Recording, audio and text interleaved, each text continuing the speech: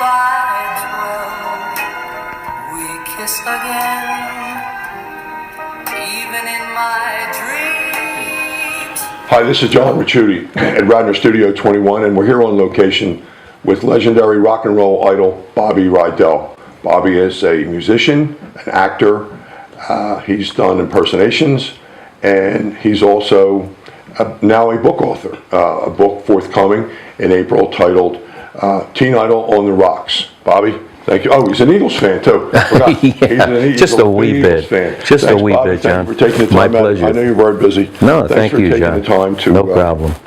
I guess, what does the book entail? Your book is coming out in April. Well, the book basically is Teen Idol on the Rocks, A Chance at Redemption, and it's like a connotation, you know, rocks, Teen Idol on the Rocks, meaning that, you know, you have your highs and lows and the careers. Of course, when the British invasion came in, a lot of the American artists, you know, really didn't have anything to do with, you know, recording, because it was all, you know, it was all from, you know, the UK. And the other connotation of On the Rocks is that I had a very, very major problem with drinking, to the point where I had a double transplant. I had a liver and a kidney transplant. So the book is really, really interesting. Is that why you referenced your angel? And when you do shows, you reference an angel. Yeah, is that the reason for that? Absolutely. Julia, she was from Reading, Pennsylvania, and she was only 21 years old, John. And not only did she save my life, but she saved 7 other people as well. And that's why I try to promote on my shows that if you're not an organ donor, as a favor to me and a favor to a lot of people, the next time you apply for your new license, please become an organ donor, because it truly is the gift of life. Yes, it is. You're right. Absolutely. You mentioned drinking. Is that because of the pressures and tensions? No, actually, I had a lot of tension just knowing you were coming on here today. Really? No. It all started. You know, I was married for 36 years to my childhood sweetheart. Her name was Camille Carmela Quattrone.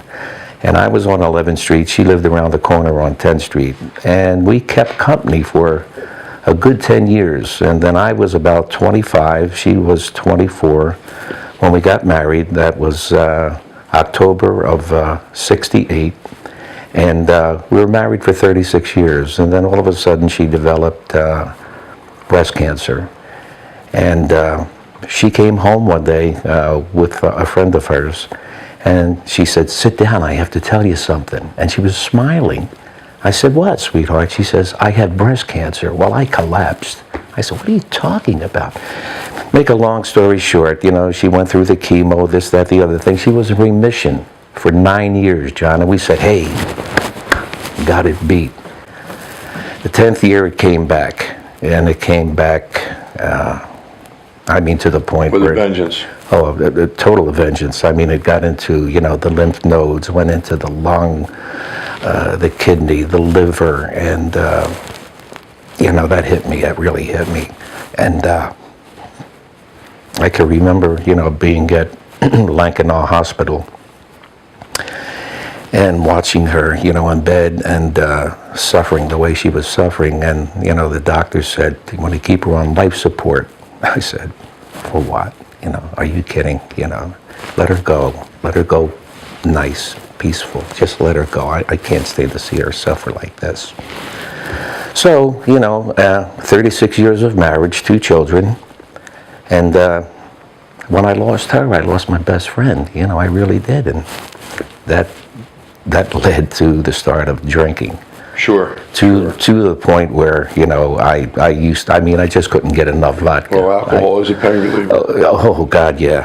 It really is. And to the point, John, where, you know, if I only had a half a bottle, I'd have to go to the liquor store and buy a brand new bottle, and then I would hide bottles in the trunk of my car, hide it in my golf bag, and it came to the point where, you know, I became a drunk, an absolute lousy drunk. There's a lot of anger there too, of course.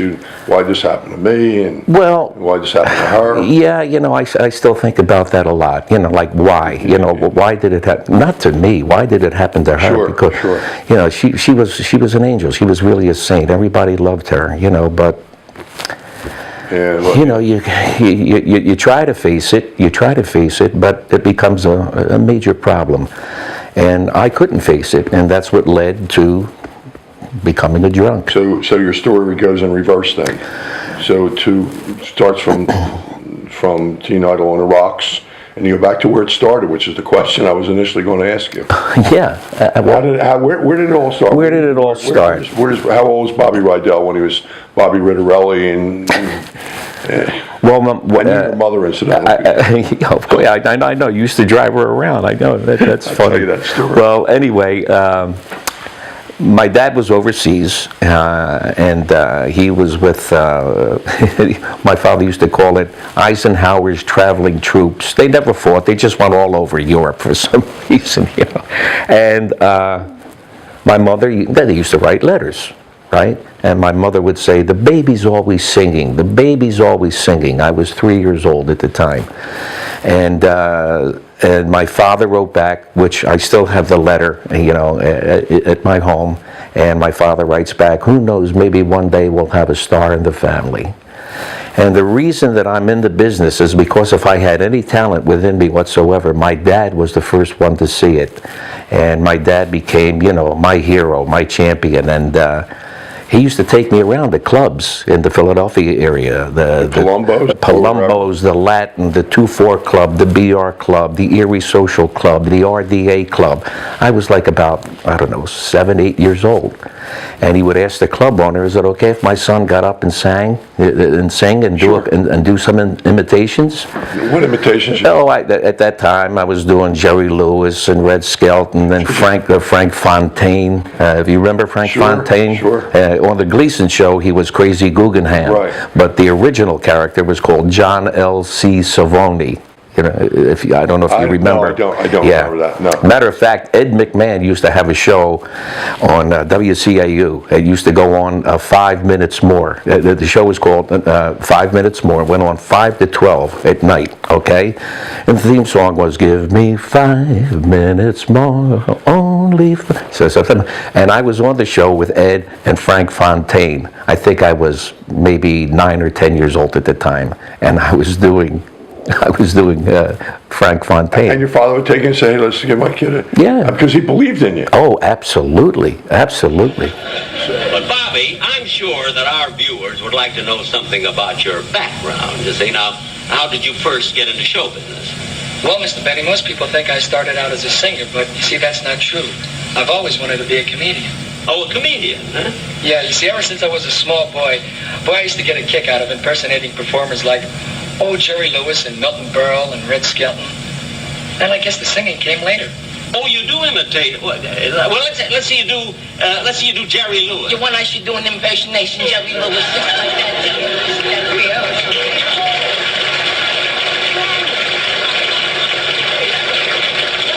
Real good. And you can do Red Skelton.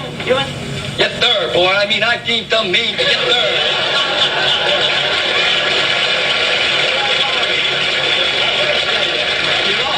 Funny thing, but all these people, they imitate these people, but nobody seems to be able to imitate me. Well, maybe the reason for that is because nobody has eyes as blue as yours. And besides, if I did imitate you, you'd just look at me and say,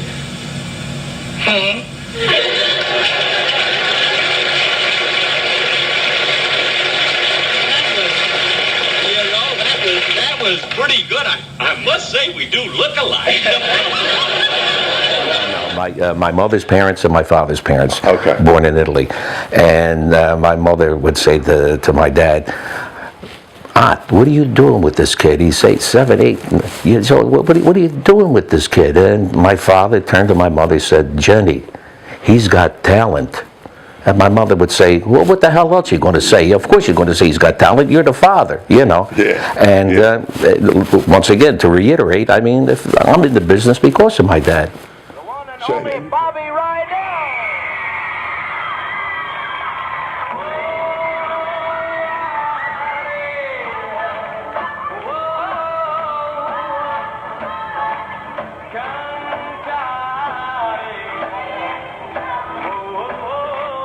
So, and you played drums. I played drums.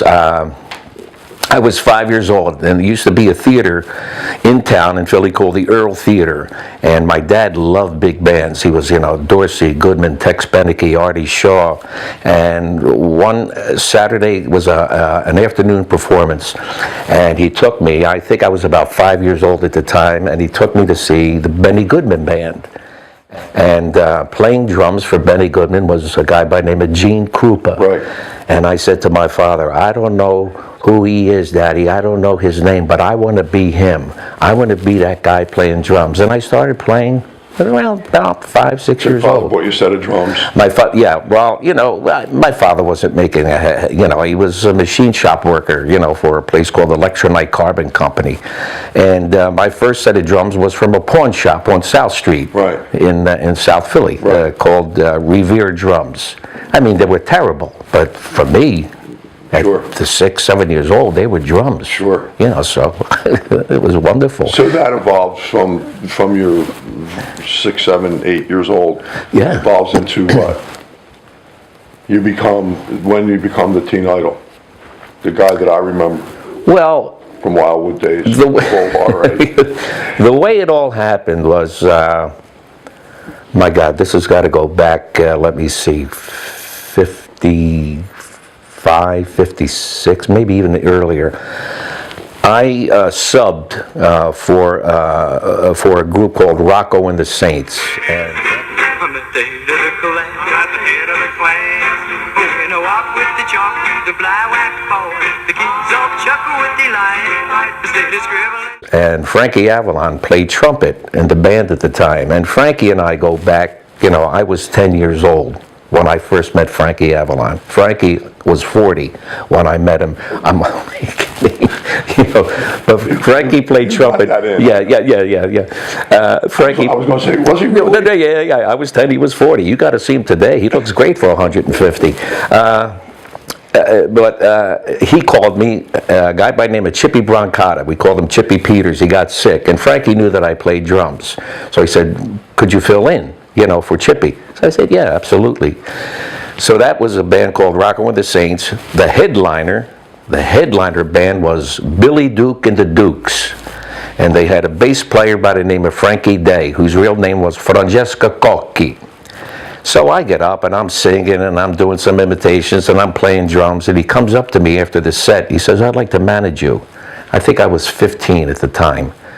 I said, I don't know what the hell you're talking about. Talk to my father. My dad was there. Yada, yada, yada. Make a long story short, we shook hands, and Frankie Day became my manager. And he was my manager for the better part of close to 16, 17 years.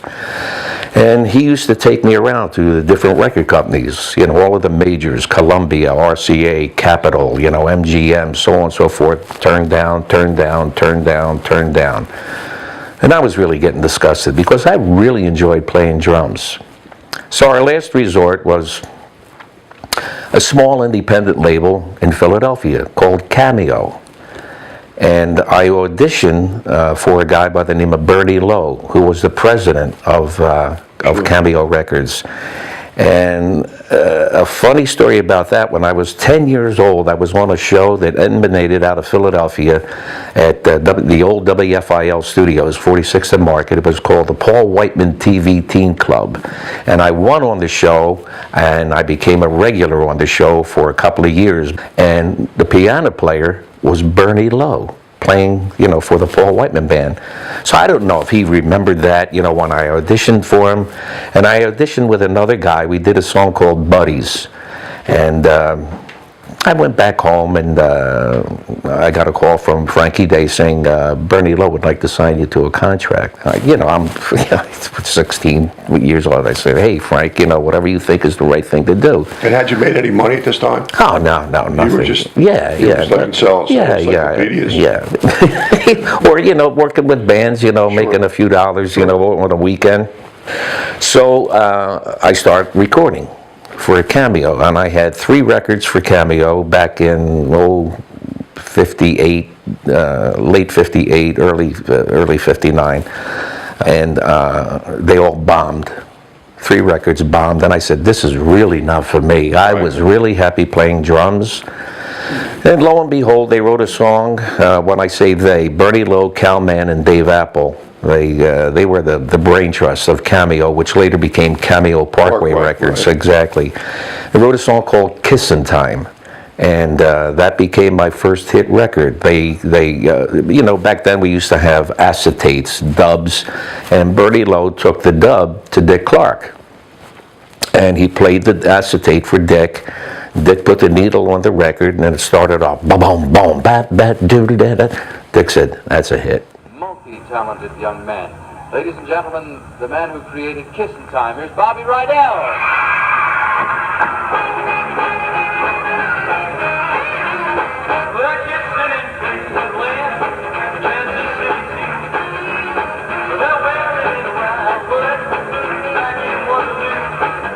He could tell a hit? Oh, yeah, Dick was marvelous that way. I mean, he knew when the needle dropped down, if it was good, bad, and different, yada, right. yada, yada.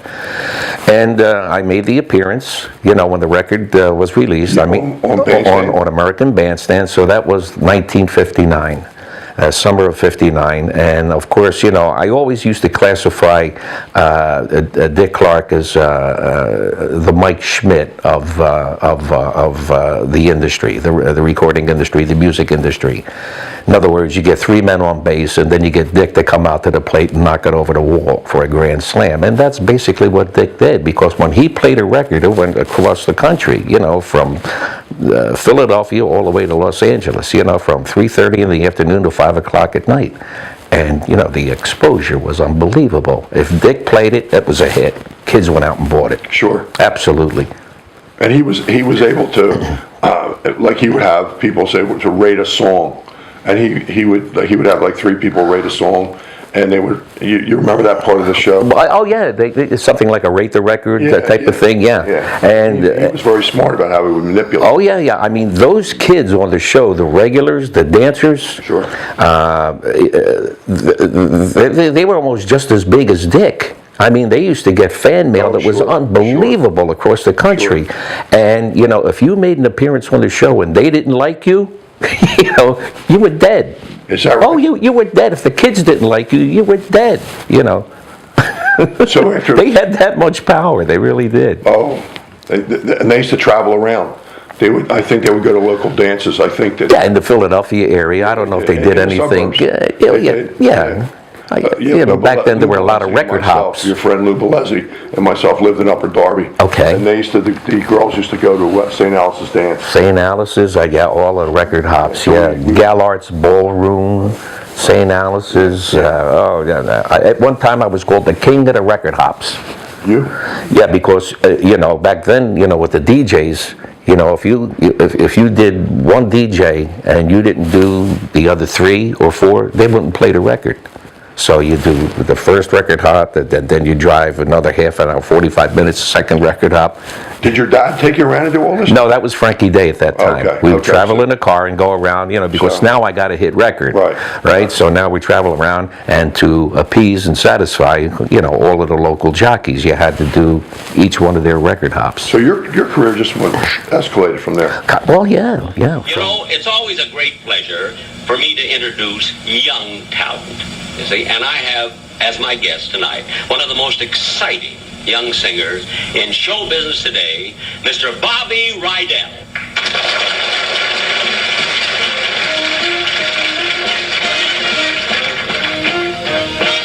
I'm sitting on top of the world, just rolling along, just rolling along.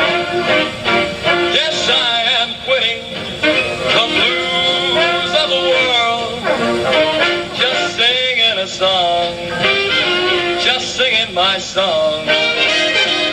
Glory, hallelujah, I just told the parson, hey, Pa, get ready to come. Just like Humpty Dumpty, I'm going to fall. I'm sitting on top of the world, just rolling along, just rolling along. Yeah, let me tell you, I'm sitting on top of the world, just rolling along, just rolling along.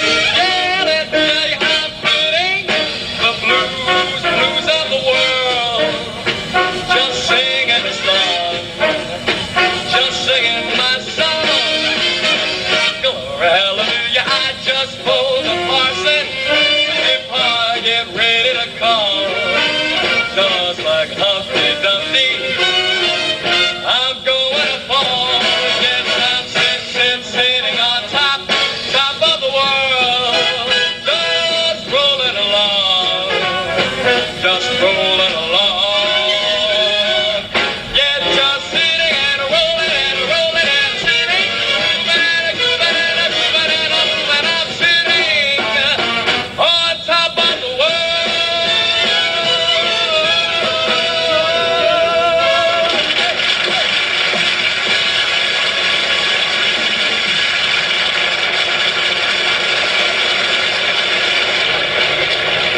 Wasn't he great? I'm sitting on top of the world. And you can understand all the lyrics. Hey, Bobby, come on out here, will you please?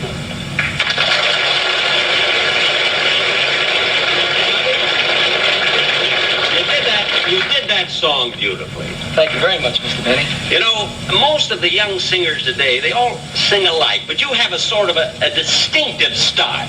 Well, thank you very much. And now, Bobby, tell me, how would you compare your style of singing, let's say, with Crosby's? Well, I think Lindsay Crosby sings very well.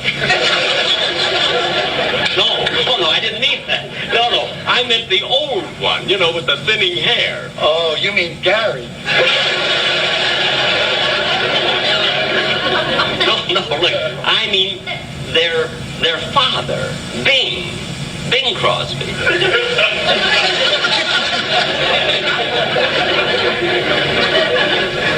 Is he in the business too? He's in every business.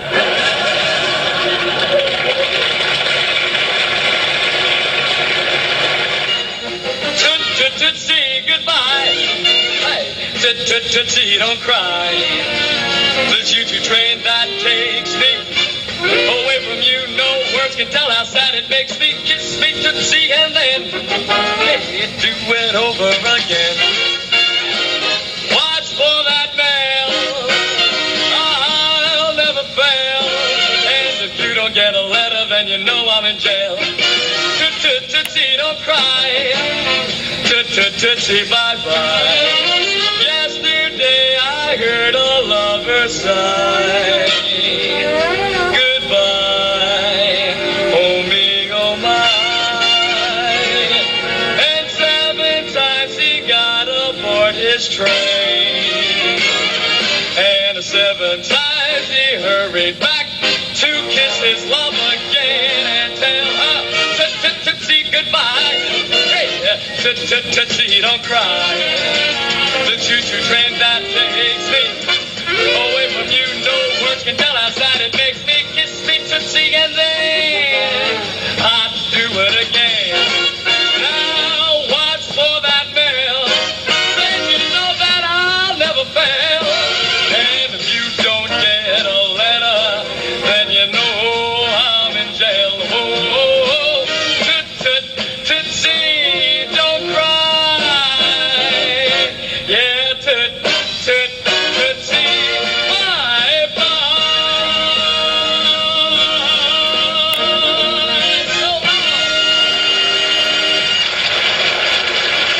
Well, yeah. From Kissin' Time, which was my first hit record. The second one was a song called WildOne. No, excuse me, a song called We Got Love. 'Cause you got one lucky fella to love you true, and I got 3. And that became a hit. And then my third song was a song called WildOne, which became my first million seller. Oh, wild one, I'm gonna tame you down now. Tame it down. Ah, wild one. And then we had, I think a song called Swingin' School.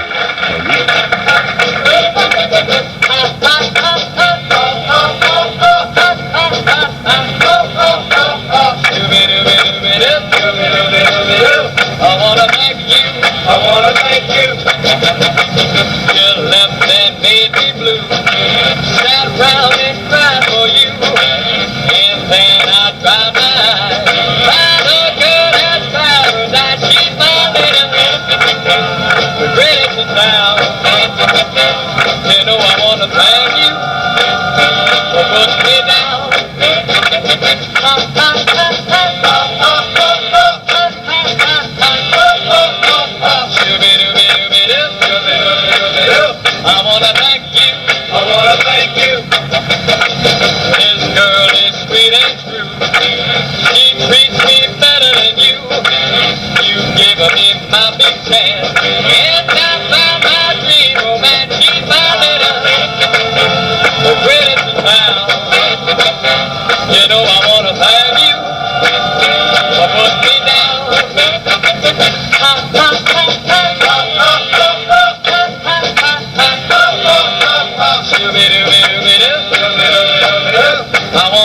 you.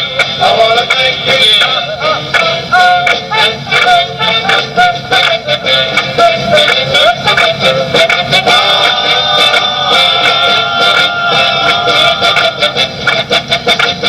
Goodbye, farewell, so long. You know you done me wrong. It all turned out right.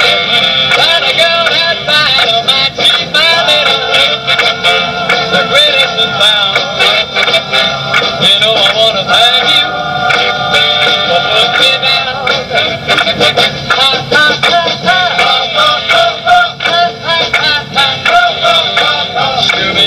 And we didn't have anything recorded after swinging school, but we had recorded in New York City at RCA recording studios. And I recorded an album there, which was never released, but there were 3 songs that Bernie Lowe loved on the album. So they went back and listened to those 3 songs, and the first song that Bernie Lowe listened to was Volare, and that became my second million seller. And then we had Volare, we had That Old Black Magic, and Sway. They were 3 songs that were recorded in New York City that were supposedly on the album that was supposed to be released, but never was. My last hit record was in 1963. It was a song called Forget Him. And that was my 3rd million seller, and I recorded that particular song in London, England. Just tell him goodbye now, forget him, and please come home to me. And it was written by a gentleman, his name Tony Hatch, who was a very, very fine songwriter. He wrote like Downtown for Petula Clark, Sure. Call Me for Chris Montez, you know, very fine songwriter. And recorded that at Pi Recording Studios in London. And the funny thing about that is that most of the things that I recorded for Cameo, We Got Love, WildOne, Swingin' School, the publishing was all Man, Lowe, and Apple. Okay, so which meant they made a heck of a lot of money, you know, when the songs were played on the radio, so on and so forth. And Forget Him was not written by Lowe, Man, and Apple, you know, so they didn't want to release it because they're not getting anything. That was Tony Hatch's, you know. Right. But a disc jockey by the name of Dave Johnson in Toronto, Canada, on Chum Radio, started playing the record. And it became a hit in Toronto, spread across Canada, and then it leaked down into Detroit from Toronto, and that was it. So at that point, Bernie Lowe had to release it. Sure. You know? And I guess he was sorry, but I wasn't. You know, No, it was a sure. third million seller for me. You know. Spring will soon be gone. Summer's coming on.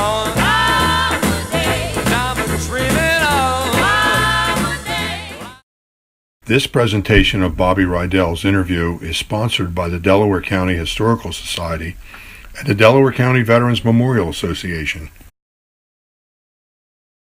If you'd like to see more of my interviews, please check me out on jrinterviews.com. Thank you. I wanna thank you. I wanna